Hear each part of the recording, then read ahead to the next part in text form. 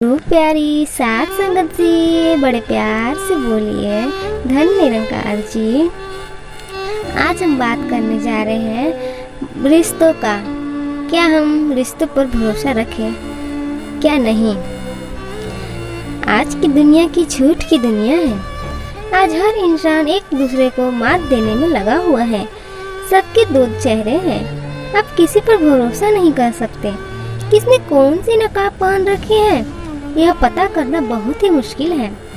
पहले लोग आदमी की सूरत देखकर पहचान लिया करते थे कि उसका चरित्र कैसा होगा।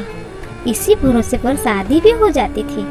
मगर आज जमाना बदल गया है। आधुनिकता की होड़ में सभी दौड़ चले जा रहे हैं, चाहे उसके लिए उन्हें कुछ भी करना पड़े। आज अनजान इंसान अपने आप पर भरोसा नहीं कर सकता, दूसरे की बात को छोड़ ही दीजिए।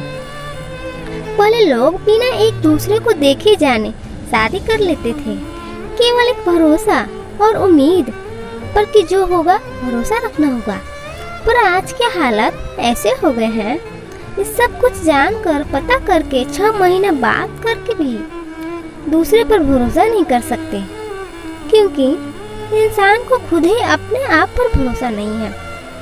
भरोसा ही तो है नहीं कर पाए थे जिनका नाम है छवि और विनीत। दोनों एक ही कंपनी में काम करते थे।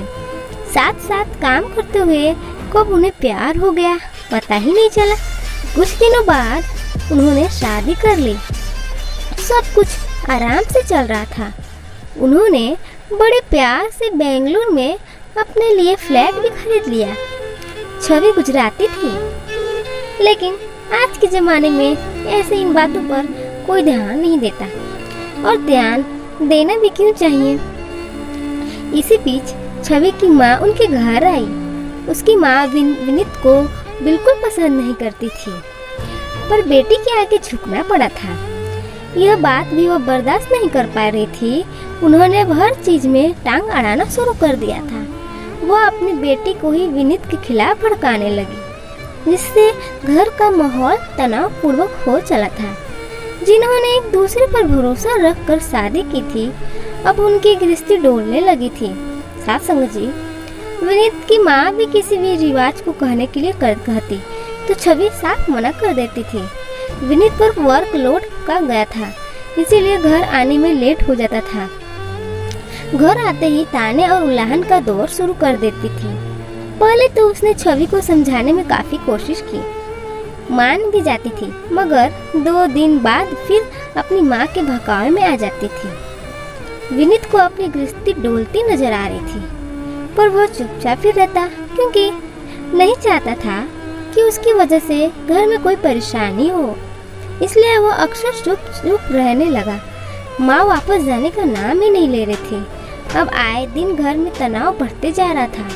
जिस भरोसे पर उन्होंने एक दूसरे का हाथ थामा था, वह टूटने लगा था। ऐसा लगता था कि उनका तलाक करवा कर ही देगी। हद हो गई तब हो गई। छवि ऑफिस गई हुई थी और विनीत की छुट्टी थी। विनीत को खाने तक नहीं पूछा और खुद ही बनाकर खा भी लिया। छवि के घर आते ही रोने लगी कि आज भी खाना नहीं बनाने दिया और कहा कि आप यहाँ से चले जाइए। इतना सुनते ही छवि भड़क उठी। फिर उसकी माँ ने विनीत पर छवि के साथ महाभारत शुरू करवा दी थी। अब तो वह बेटी के मन में भी विनीत के खिलाफ शक भी डालना शुरू कर दी थी। विनीत आए दिन परेशान हो उठा, इसीलिए वह काम के बहाने ऑफिस में ही रुकने लगा। इसी बात का फायदा उठाकर छवि की माँ घर में महाभारत करवाती थी।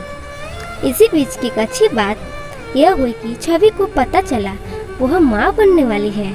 बहुत दिनों बाद उसे लगा कि घर में खुशियाँ आई हैं। सब कुछ बहुत खुश थे। विनीत भी सोच रहा था कि चलो अब धीरे धीरे सब ठीक हो जाएगा। छवि को समझाते खुश रहा करो, अच्छे से खाओ, अच्छे से पियो, लड़ाई मत करो। अब उसकी माँ ने छवि को उसके खिलाफ भड़काना शुरू कर दिया था। तुझे माँ बन के घर पर रख देगा, खुद बाहर मस्ती करेगा, तेरा कैरियर, नौकरी सब कुछ चौपट हो जाएगा। हम लोग ने इसलिए तुझे पढ़ाया लिखाया था। दरअसल माँ को लगता था कि छवि हम लोगों को पैसा नहीं देगी, क्योंकि वह अब कुछ पैसे माँ को दिया करती थी, वो बार बार अपने बच्चे में नष्ट कर देगी। इसीलिए उसकाती रहती थी कि छवि अभी माँ नहीं बन। इसी बीच हुई पैदा छवि ने बिताए बच्चों को नष्ट कर दिया। अब विनीत को पता चला तो उसके सब्र का बांधा टूट गया।